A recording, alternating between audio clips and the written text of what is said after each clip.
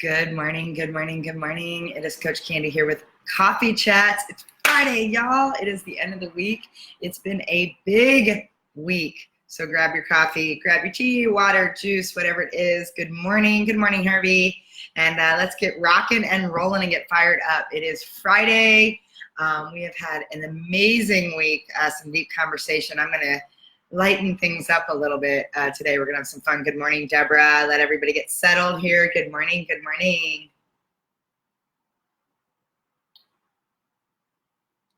Let everybody get on. Let them get their beverage of choice, and we will get rocking and rolling. I'm gonna bring an oldie but a goodie back today. Yes, Friday, right? Yep, finish strong Friday. Give ourselves a little bit of a break. We've done some deep mindset work this week with all the conversations around boundaries and codependent relationships, among other things. So I wanted to do something that was a little fun and let us kind of bring it back down. So good morning, Yvette. How are you? Hello, hello.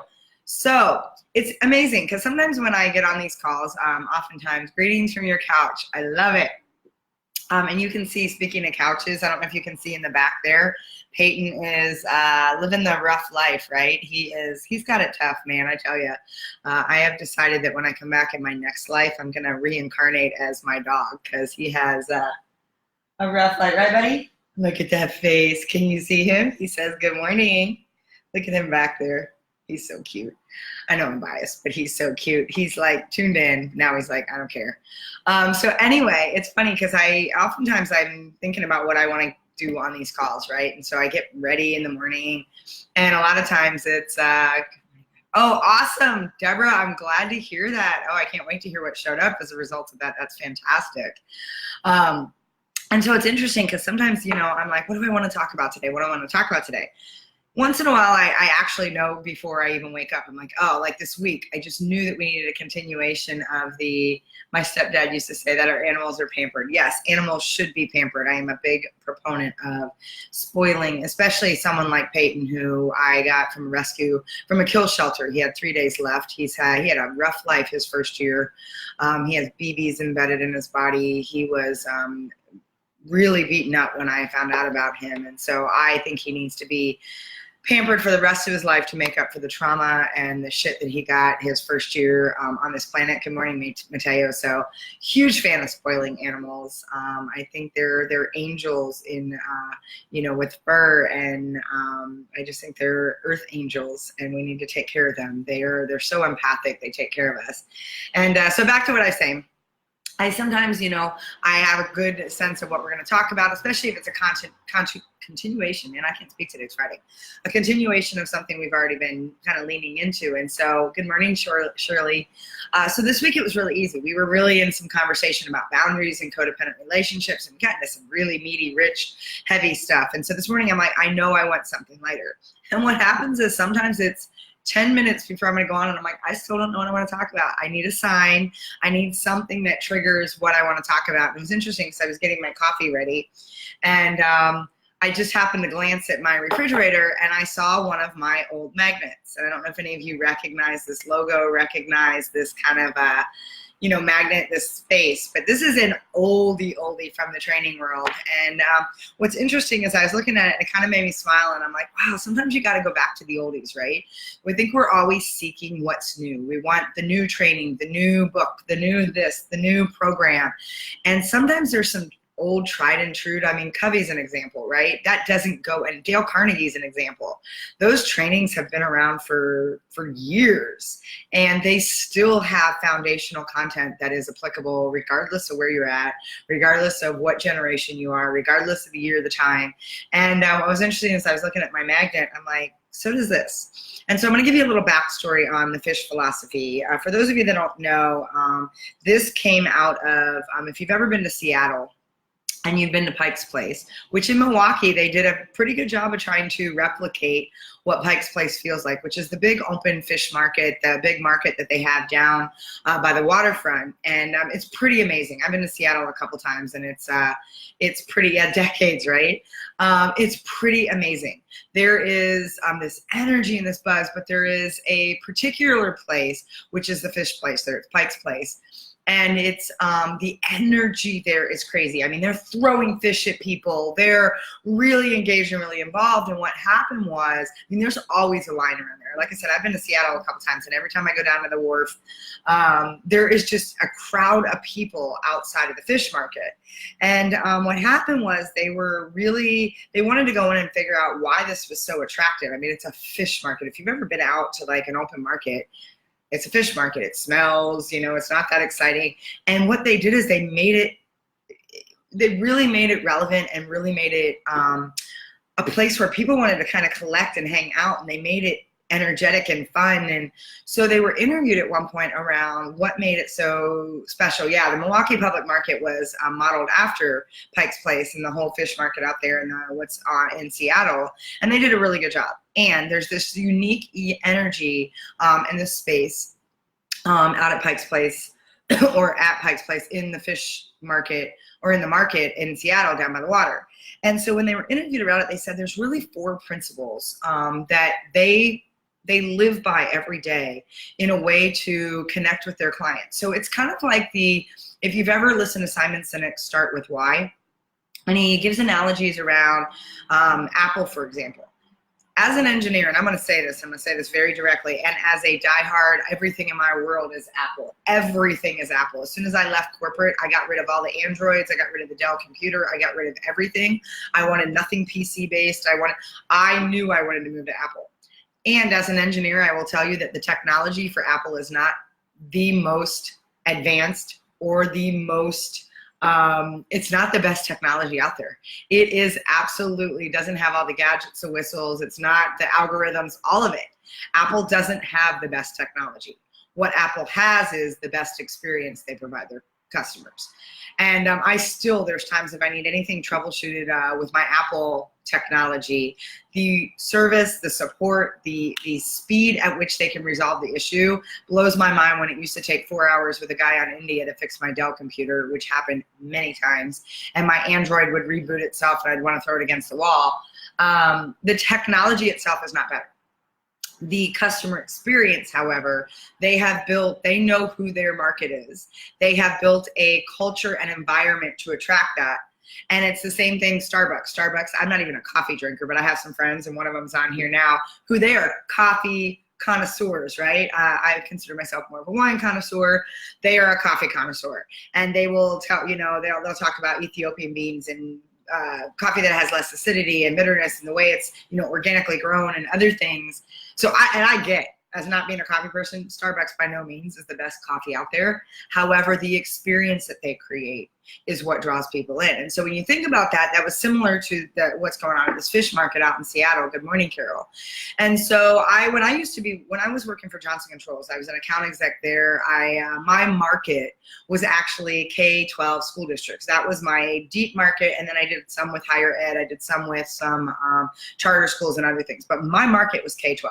And I had the gamut. I mean, there was a lot of reach I had in the state of Wisconsin. I think there was 427 school districts in the state of Wisconsin at the time. And so I did a lot of work to go out and target new districts and go out and work with them.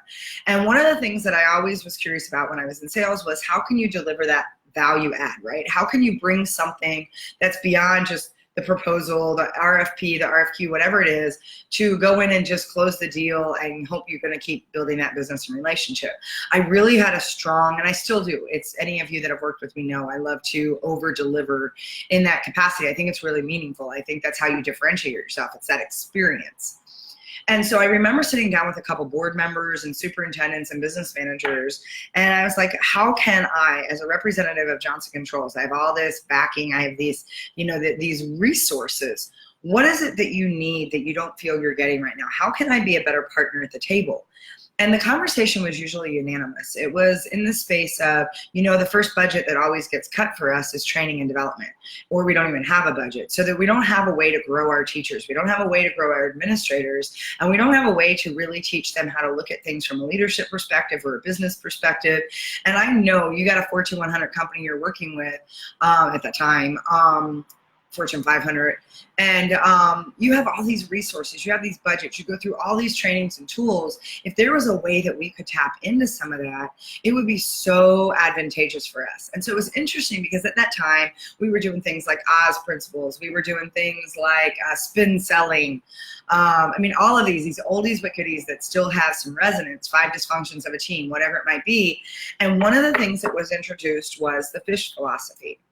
And so the fish philosophy, good morning, Sarah, was this thing that really caught my attention. First of all, because it was a little bit different than what usually got taught in corporate. And we were given this video to watch, and I used to have the stuffed fish. I think I recently got rid of it, and it's still on my mind. But what was interesting was, as I was getting into it, I'm like, wow, what applicable principles that, especially going into a school district, I think these really could be something powerful. And so what I started to do was I started to set up, good morning, Sarah, the other Sarah. I think it started to kind of like plant an idea that I was like, what if I went out and taught the stuff that we were learning in some of these trainings? And so I would set up these lunches at some of the school districts I worked with and some of the ones I was trying to get into, where they would invite in their teachers, their administrators, and they would almost do like a brown bag lunch and learn. And I would come in and teach them on my lunch hour amidst all my traveling around and trying to close sales. And I would work with these teams on these different philosophies. And the one that really, really kind of cemented in was the fish philosophy. And it was so fun to teach. And so, like I said, I was thinking about, what do I want to bring this morning? Because we've had a big week, y'all. I don't know if some of you are feeling it. We've had some big discussion. And I know for some of you have had some conversations outside of the Facebook. Things are just moving, right? There's things that you're like, wow, that opened up a lot. I didn't realize how much some of that conversation triggered me, or wow, a lot of awareness. And for those of you that haven't been with us this week, I really encourage you, not again because it's me training, but because of the message and because we spent 3 days in that space, and the dialogue with everybody that participates on these calls was like really juicy. And so if you watch Tuesday, Wednesday, and Thursday's Facebook Lives this week, we got into some deep discussions around how to create appropriate boundaries and where the threads of codependent relationships might be showing up in your life. And even as I was teaching and even as we were going through it, there were things that opened up for me that I'm like, wow, there's some house cleaning I can do, right? And so just a lot of awareness. And when we have that kind of work, sometimes you need to have a space where you can shift it, especially coming into a Friday and a weekend where you want to kind of bring things to a lighter note. And so, like I said, I was preparing my coffee literally 5 minutes before I got on, and this whole idea of the fish philosophy just dropped in. And I'm like, ugh. I haven't talked about the fish philosophy in so long. And by the way, if you can go out to YouTube or whatever and watch the video, it's amazing because you're so like engaged in the way that they interact with their customers and the energy and the whole space. And it's because of these 4 principles. So the first principle that they talk about is that whatever you do that you're putting out there to serve, good morning, Tanya, whatever you do that you're putting out there that's value that you serve to a client, there should always be an element of play. And I love this, especially because this was something we were bringing into the corporate space, right? And back then, I mean, when I started training this is 15, 20 years ago, y'all. It's crazy. I mean, I was at Johnson Controls. I was at Johnson Controls many, many, many, many moons ago. This was one of my first jobs out of college. So I was there as an account exec doing different things. And so when you get into the space of thinking about back then, especially some of the emotional intelligence, some of that softer, heart-centric type training was not accepted, especially in the Fortune 500 space on a big capacity, and especially in environments like Johnson Controls, which still has a challenging culture, if you want to ask my opinion. So anyway, we were sitting there, and this first principle was about play. The first principle was not always making the work so serious. That if there was a space where you're bringing value, where there was a space that you could connect and you could interact, that there needed to be a lightness to it. There needed to be this space of play, of community, of being able to engage together in a way that made it fun. And so that in itself, I just thought was one of the best principles. Yes, I implemented it at one of my jobs with another leader. It's amazing, isn't it? I love that. So how many of you have actually seen fish or gone through this? And there's a whole series of exercises. And what's great is because this has been out there for eternity, you can go out and get a lot of these resources for free. This was such a like isolated space it was being trained in for a while. And like I said, I wanted to bring it into these school districts. I thought, what a great message, right? So this element of play, this element of creating a light environment, something that was highly interactive, something that had this sense of fun and this sense of give and take, and this sense of play, being able to laugh, being able to connect, being able to, and again, we live in a culture right now where we're not connecting and communicating, we're complaining and commiserating, right? And so the element of play, allowing all of us to tap into some of that inner child, to dance, to color, to whatever. And like I said, if you haven't watched the video, go out and click on Pike's Place Fish Market or Fish Philosophy on YouTube, and the video is like, it's just so much fun. It's really quick, but you get the sense of it. So they talk about these 4 elements. The second one, and this is the one that I resonate with, and this is, we talk about leadership and everything being a choice in the realm of, you know, how you show up as a leader, how you serve others as a leader, how you take personal responsibility. Everything is a choice. And so I think this was one of the things that planted the seed that talked about everything in our life is a choice, including your attitude. And so the second principle of the fish philosophy after play was choose your attitude.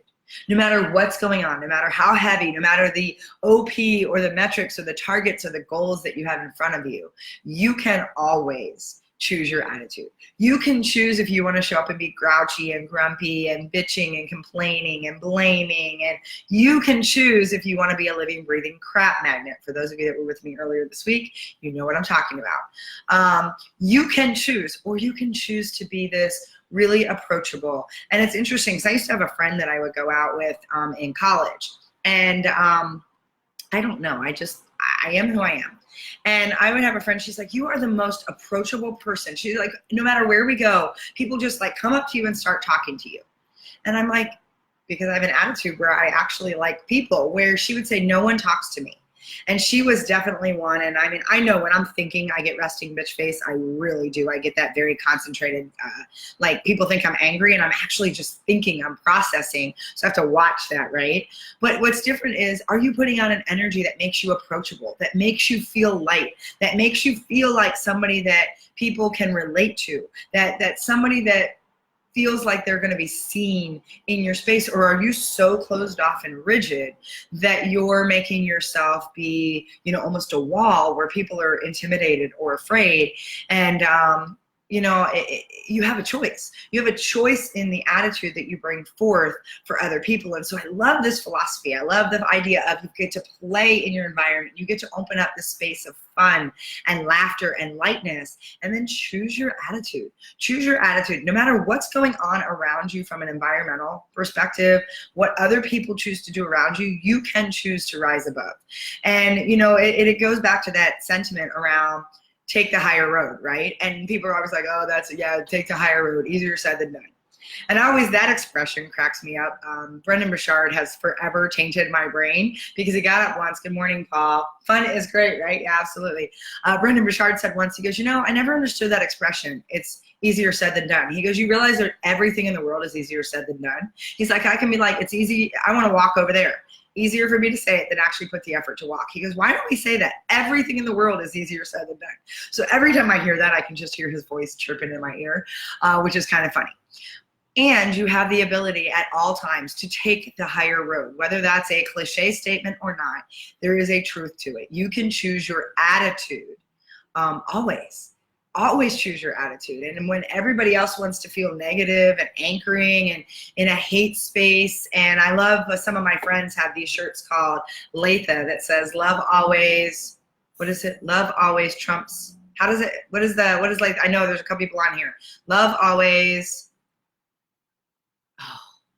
anyway, it basically is that love triumphs over hate, and that you have that opportunity. I can't think of the actual above hate. One of you needs to, Tanya, Yvette, one of you needs to tell me what that means. I know my brain is, I love those t-shirts though. I love the saying on there because it's a space of knowing that you can always rise above, that you can get sucked into the blame, the criticism, the hate. Love always triumphs, hate. Yeah, but there's an A. It's Latha. It's love always triumphs, hate. No. Oh, you guys need to help me out. I'm missing one of the words. Love all the hate away. Yes, that's it. Love all the hate away because you have a choice. Thank you so much, Tanya. I love that because it's a space of you get to choose. You can get sucked into the blame and the complaint and the criticism and the judgment and all the stuff we don't want and all the stuff we don't like and all the stuff that feels heavy and this, or we can choose to stand in a place to rise above and choose love.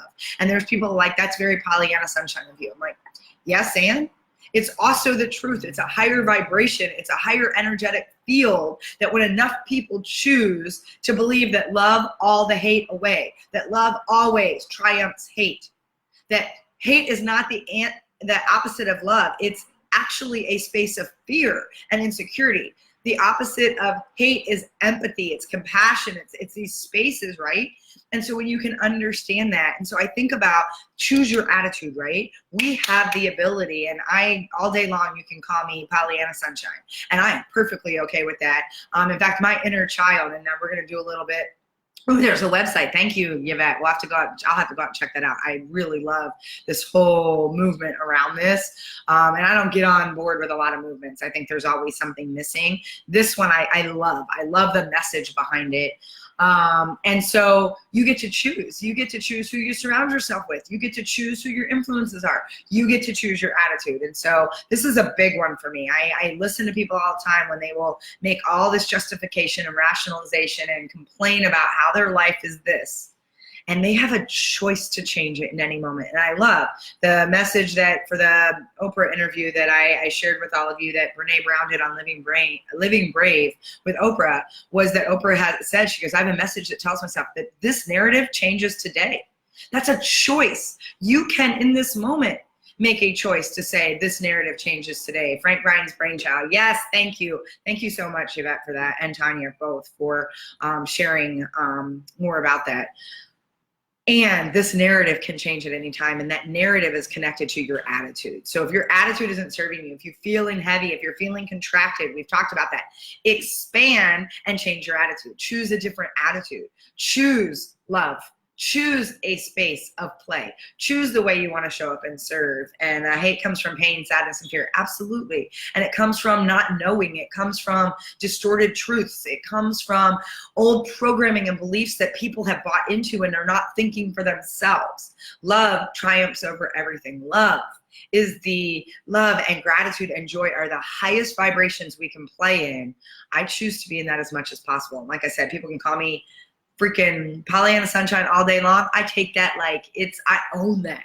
So the first two principles are play and choose your attitude. The next one is make their day. And this is one of the most fun parts of the video when they talk about make their day. Like they do things to really see somebody. They'll kind of joke about this, or they connect with someone in a way. Are you doing things, for example, okay, I make my coffee here, but when I go out and grab coffee, do you actually acknowledge the barista that hands you your coffee? Or are you just like head down, kind of in the phone, and some of you know who you are? Or do you actually say, and like last night I went to dinner, or I was at the grocery store, I was dropping something off at Target, I had to return something, and I went through the line because I needed to get a gift card. I'm donating it to a foster home that I support, and the girl, she was so friendly, and I was like, thank you so much, Ashley. And she just looked up like it was such a surprise for someone. She wears a name tag for a reason. And to just sit there and acknowledge her and make eye contact. And literally that's a little way, a smile, an acknowledgement, a moment of eye contact, a moment with a head nod, something that says, I see you as a human being, instead of just dismissing people being so preoccupied with their phone, head down, too busy. That little acknowledgement, that way to make someone's day. If you make it your mission to make someone's day every day, hello freaking Pollyanna Sunshine, absolutely. That's my inner child name, by the way. We're going to do a little work on creating your inner child name, but my inner child is Polly. She's Pollyanna Sunshine. And when I need to talk to Polly and like not let her let go of the fear and let her know that adult Candy can take care of it, she just gets to be my cheerleader. She gets promoted and she's awesome. But yeah, Pollyanna Sunshine, right? Let's see, Herbie, I always find it humorous when the person asks, do I know you? How do you know my name? Right? You're like, you're wearing a name tag. I also am one of those that once I've met somebody, and this is just me, and there's a trick from Dale Carnegie I can teach you as well on how to, those of you that are like, I can't remember names, I can help you remember names. There's actually a really good tool from Dale Carnegie, and like I said, at one point I was training to be an instructor for them, so I've gone through that training a lot. But what's interesting is I'll remember, I'll go in there, and every time I see Ashley now, I'll know it's Ashley. One of my friends who used to live in here, I've got a buddy that works at Target. He used to live in my apartment complex, and I love seeing Justin. I get hugs from Justin, and it's so awesome. And I know that he's going through med school right now, and he's almost finished, and man, that little moment to like get to know somebody. And I had somebody once say, they're like, you know the attendants at Target? I'm like, it's across the street from my house. I've lived in my apartment for almost 7 years. Yes, I know the people that are over there that are taking care of things in my world. Of course I know who they are. It's amazing to me when people say, are shocked that I actually know something about people in my community. Make their day. Connect with people. Be real. Just be in a space to see them. Man, that can go so far. It's a crazy. I mean, most of this crazy that's happening is because people don't feel seen and they're angry about it. When, God, see a person. It's not that difficult. Yvette, I always make sure to make eye contact and thank the person who's serving me. Yes, I used to love that. My mom, she's like, will you please quit? Oh, I used to love servers in restaurants. And I mean, I've been a server in restaurants, so I get it. But I would love when they would actually come down and sit with us. I would like scoot over so we could, my mom's like, why do you invite the servers? I'm like, because I want to get to know them. They're a human being who, man, I want to know if they're like working their tail off to finish school or they've got this big dream. Because sometimes for me, I'm the biggest tipper on the planet. I have people that yell at me all the time. You should see what I tip cab drivers and Uber drivers. It doesn't matter. Doesn't matter, especially when I love Lyft drivers and Uber drivers, and I will like find out. I actually have some coaching sessions sometimes in the car. It's amazing when you get to know people, because when I know their story, I want to like help them even more. I want to be in a place to either from an energetic standpoint love on them, or when I'm like, man, this person is killing it to do this, I want to be that person that can lift them up and give them a little extra that day, because an extra $5 that day is not going to kill me, or an extra $10, something that's just meaningful enough that I know they're like, wow. Because you know, most people are like counting down to the pennies. What's 10%? What's 15%? I'm like, oh my God, here's an extra 20. Just wow, I love what you're doing. I love that you're taking the initiative. I love that you're not standing on a street corner begging for money when you're going out and making something happen. I want to honor that. I want to see that person, right? And so not to say that I know everybody's story is why they're out there either. We had that whole discussion a couple weeks ago. And my point is, when I get to know people, when I understand their story a little bit, you want to lean in more. You want to be present with them, which, by the way, is the fourth principle, which is be there. Be there, be present, be available for people to make that connection. You bet. Oh, read that one. At work, whoever comes in to clean up. Oh, I used to love the maintenance people at all of my jobs. Yes, the people who came to clean our offices, I always greet them and talk with them a bit. One of my favorite things every year, for those of you that's still in corporate, if you don't know your people, because I was always one of the last people to be in the office. And if you don't know the people that collect your trash, if you don't know the people that clean your cubicle, shame on you. My favorite thing to do every year was make homemade Christmas cookies and put together these little packages for my cleaning staff, for the people that would like come over and say, hi, Candy, or hi, Miss Candy, or whatever they would say, and they come over and they talk to me. We'd have these conversations, and I would know about their kids, and I would know what they were going to do for the holidays, and I loved, because they were so appreciative. It was like, wow, I can't believe you brought something in. I'm like, are you kidding? It made my day to bring homemade cookies in for them, or little treats or a little something. And it wasn't always just around Christmas, but it was just ways to say thank you, to say, I love that you're here. I love that you're part of this culture. You are part of all of it, right? And I just think, my God, we have such opportunities to lean in and see people and stop being so self-absorbed, either in our distractions or our own ego or whatever it is. Just be present, be there with people, right? Mateo is, optimism is not weakness, not at all. Seeing the horrors of reality and being able to still get up and work with a positive attitude is the greatest strength any character can have. Oh, I love that. Yeah, because it gets really easy to get sucked into the crowd. I get it, and I don't dismiss what's going on in the world. I also choose not to participate in that energy, because me participating, it's kind of like the train of thought that says me starving myself does not help the starving kids in China. It just doesn't. So if I play the martyr too, it doesn't change anything. It doesn't change anything for me to get sucked into that energy that's low and the vibration is like heavy. It doesn't change anything. All it does is exasperate. What we focus on, what we choose to speak and think about is what we bring about.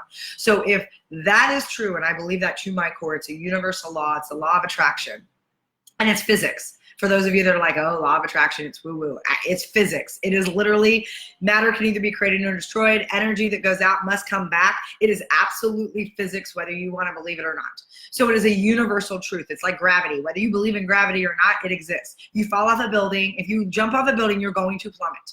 It just, unless you've got something strapped to your back that's going to alter the natural course. There is not a person, regardless of title, job, whatever, that if they were to jump off a building, they're not going to fall. It's called gravity. Like it or not, believe it or not, it exists. Same thing with the law of attraction. So what goes out has to come back. It is absolute. There is no, energy doesn't get destroyed. It doesn't go somewhere. Energy is a force that moves out and in, whether we like it or not. So what you choose to think and speak about, what you choose to participate with, you can either make more of, or you can bring something else to the table. It's like people that get caught up in all their political conversations and all their stuff when they focus on why they hate this politician, why they hate that, all that hate, all that energy, all that space of I don't want this anymore. All that's doing is manifesting more of that. What you need to do is shift away to say, if this is what I don't like, if this feels heavy, then focus on what you want to bring forth instead. This is why love always conquers, because it is the ultimate vibration that when you choose to step in that place, yes, and to Mateo's point, when you choose optimism, and optimism is not idealism that says I don't have any space of the truth. I'm living in la la land. There's a bubble that I protect. Optimism says, and the very definition of that is, I know the challenges and difficulties and I choose to rise above it. That is where we have opportunity. That is a strength. And so I absolutely love that, Mateo. Man, for having a light conversation today, I'm getting fired up. I can't do these calls without getting fired up. It's crazy. I can feel it. I'm like, oh, it's finished strong Friday. All right, Tanya, I had free baseball tickets and drove to fast food restaurants and gave them away to workers. Oh, I love that local feeder program, but it's a cool place to go. I love that. Man, I love any way possible. I love every once in a while being in a Starbucks line being like, I'm going to, especially if I see a mom where you can see the kids are going crazy. And I'm just like, you know what? Can I pick up whatever they got? Food, whatever. Sometimes it's $5, sometimes it's 20, sometimes.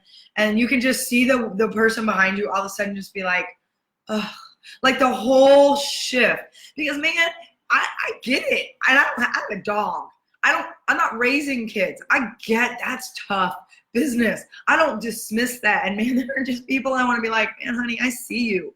I've done that before in a plane when a kid's been all kinds of like fired up and energy. And I get that. I have that same kind of energy, and I'll have like my Dream Star book with me and I'll gift one. So that the parent can read to their kid, or so that the kid can call. Man, just little ways to say, I see you. I know you're going through a challenge too. And you know what?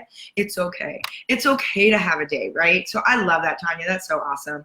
That's my go-to conversations with my driver, Uber, Lyft. Yeah, I always ask them because some of them don't like it. But whenever I get it, I'm a bigger fan of Lyft than Uber, although they did change the leadership at Uber. So I might have to give them another chance. I was not a fan of their CEO at all and his philosophy on, I'm very big. I don't support companies that don't take care of their people. I'm just very clear. And I interview every Uber or Lyft driver I have, especially if they drive for both. I've only had one time where one person actually praised Uber.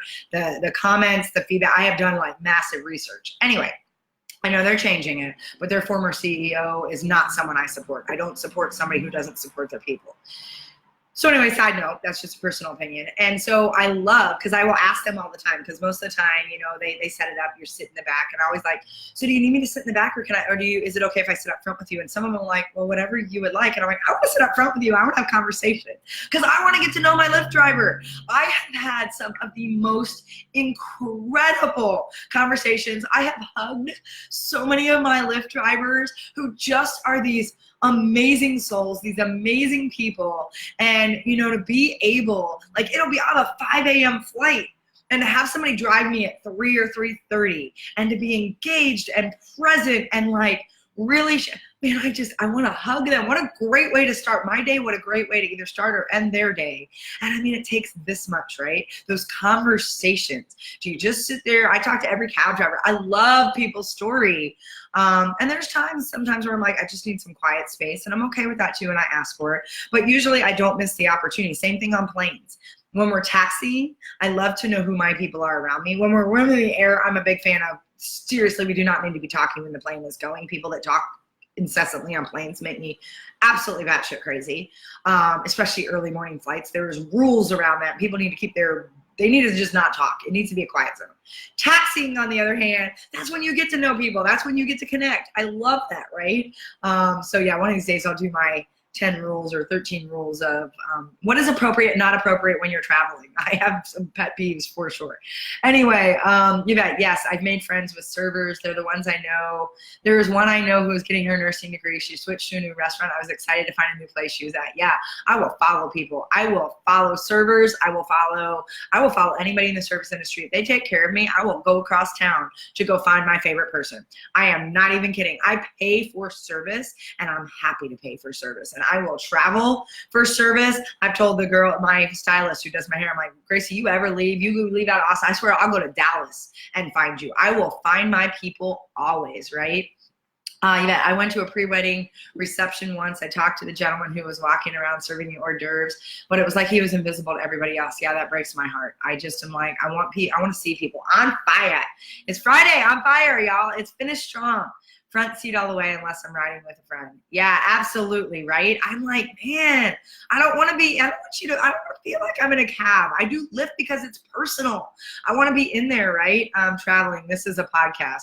That is hot right now. Oh, I did a post, I think on my last big travel when I went to Vancouver. Like 13 things. All of them were violated in a 2-hour flight. I was just like, seriously, like the guy who had way too much cologne on, who was chewing so loud I could hear him through my headphones, his music I could hear through his headphones and mine. I'm like, seriously, there are some just etiquette rules of engagement. When you're in a tight space with people, you need to be respectful and mindful that it is not all about you. And I just, man, travel, there are things I want to implement there. Anyway, same thing with shopping. It's why I don't go shopping in grocery stores and malls. It's why I have Instacart and other things deliver, because people have no sense of like patterns and movement, and there's no rhyme or reason to it, and it drives me absolutely crazy. But anyway, side note, had that happen to me last year in Orlando at 5 a.m. in the morning. The lady who was the Uber driver was so sweet. She gave me a big hug when she got me out. I love getting hugs from I love hugging anybody. Hug is my love language. It touches my love language. Mateo, traveling, I'm 6'2", not for nothing. F if you are putting the seat back, right? I will say though, at least newer planes, especially the cheaper ones, but the newer planes only don't let the seats, they either don't let the seats go back at all, or they let them go back like an inch. Because remember the days when the old planes, like literally people's head would be in your lap. Like, fully recline back. I'm like, that's not okay. That's not okay. I don't want to see your scalp. I don't want your head, stranger, in my lap. Inappropriate. Those kinds of things absolutely make me crazy. I'm 5'2", and what makes me crazy, and I get my friends that are 6'2", that are taller than that are bigger. I get your pain, and the plane is one of the few places where being small is to my advantage. And so when I am 5'2" and paid for my space, I know I'm taking a side detour here, but this is my biggest, like I've actually said something to somebody and then I'm like, I guess I'm not sleeping for this 5-hour flight. I paid for the same space you did. I get it. You can't fit in the tiny little space, and my apologies. Go pay for the extra seat, do the emergency seat, whatever you got to do. I will give up an emergency seat. I give up an emergency seat anytime I get it because I don't need it. I had some guy that came through, and the woman's like, the seat's available, because we were on Southwest. And I was like, I don't want that. But I sat there because she's like, say, and I saw this guy come through. He was 6'5", big guy. And I said, sir, this is yours. He goes, what? And I said, I'm just waiting for the right person that needed this seat. I will not take an emergency seat unless it's the last seat available. I'm 5'2". I can't even touch the seat in front of me. It's too far away. That being said, 5'2", and I'm a little petite, pint size. One of the few spaces where being that short serves me is on a plane. So when you start encroaching and like leaning out, no, I will tell you, back it up. because that is my space. I paid for the same amount of space as you did. Also, I will ask people, I very rarely sit in the middle, but when I have to, I'll always ask them front or back. And they're like, what? I'm like, armrest, front or back, because I don't care who you are. You don't get to take over all the armrests, and I'm going to sit like this for a 4-hour flight because you think, oh, you're tiny, you can be even smaller. It doesn't work that way. And I will be very clear to be like front or back. And excuse me, but I'd appreciate if you moved over. This is my space. And I have said that to people who look at me like they can't believe that I would say that. And I'm very clear about it. Look, it's the only space I get to celebrate being that little that works to me. I go to every theater, every production, any whatever, and there is always the 6'5" guy that sits in front of me that I cannot see over him because I'm, you know what? I'm going to take the one space that like makes me feel like, oh, this is such an advantage. I'm going to take glory in that. So anyway, side note, because, you know, I'm just like ranting and raving right now. Shopping. Ship does CVS and Target too. Yeah, I am such a big fan for multiple reasons of groceries being delivered, things being delivered. One, because for the amount of time I spend trying to navigate through people who are in there lollygagging, and that's fine and that's great. That's what they do during the day. I could be making money and doing things in my business, and I'd rather pay it a tip and help somebody who's trying to grow their business to come deliver my groceries. So it's a time saver for me, it's a money saver for me, and it is a massive frustration saver for me. I never put mine back 5'4", right? Exactly, I agree. My boyfriend is 6'5" and all leg, and if I can get him an emergency row seat, he's not flying, ha ha ha. Totally get that, and I get that. And like I said, I will always give my seat up for somebody taller if I've got more leg room. I'll do that in a heartbeat. And if I have my leg room and it's a normal seat, you do not get to encroach in that. I am not going to make myself extra small because I'm just not. I'm not going to do it. It's so uncomfortable. It jams my back up. Not going to do that. I don't put my seat back either. Or a submarine. We are getting punchy, y'all. This is hilarious. Somehow we went from fish philosophy to travel woes and all of our frustrations. That's hilarious. I want to travel with Candy and Carrie and Cameron. Oh yeah, I have my moments for sure. And I also am like, especially when I ride the same kind of flights, I love getting to know the flight attendants. And I love Southwest. I won't even pretend that's not the way I fly every possible way I can. I am a Southwest girl always. And I love it because people are just genuinely different on Southwest. It's amazing the energy of a Southwest flight, especially coming out of Austin. People are like, so just like everybody's best friends by the time the damn plane lands, versus flying like United where everybody's just grouchy and cranky. It's just totally different. And I've actually come off flights in Austin that have been late flights, and we're all going out to get our cars at the remote parking lots. And some guy, one time he had a guitar, and it's 2 in the morning, and he's playing, and we're singing, like this whole group of people that didn't even know each other. That's one of my favorite reasons. I love flying in and out of Austin.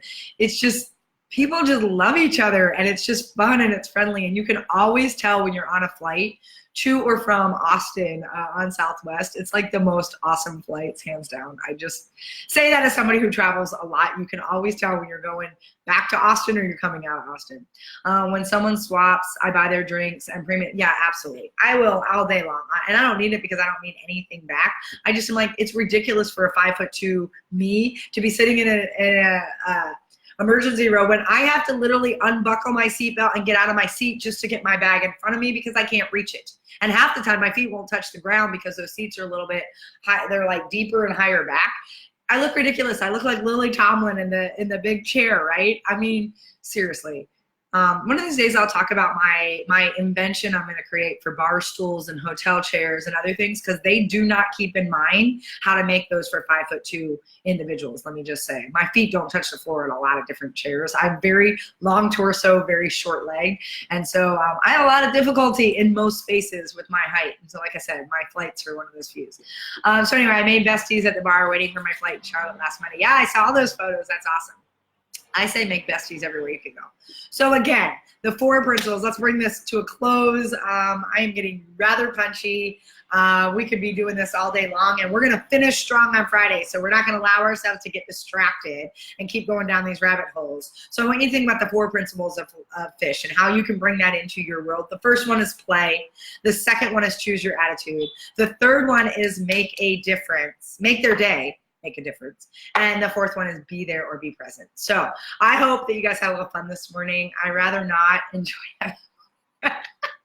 Okay, Herbie, I know how tall you are. Your feet always touch the ground. Don't even go there with me. You were just making fun of me, you little pain in the butt. So yes, no, some of you do not know that is real struggles of being short or trying to get the top thing off the aisle in the grocery store.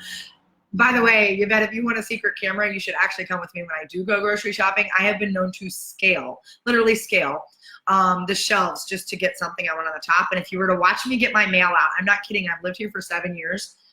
I have the top mailbox. My mail person's like, seriously? Because it was assigned to my apartment. I look like Spider-Man every day for 7 years. I put Peyton's leash on my foot and I literally have to scale the wall because I cannot see into my mailbox to get my mail out.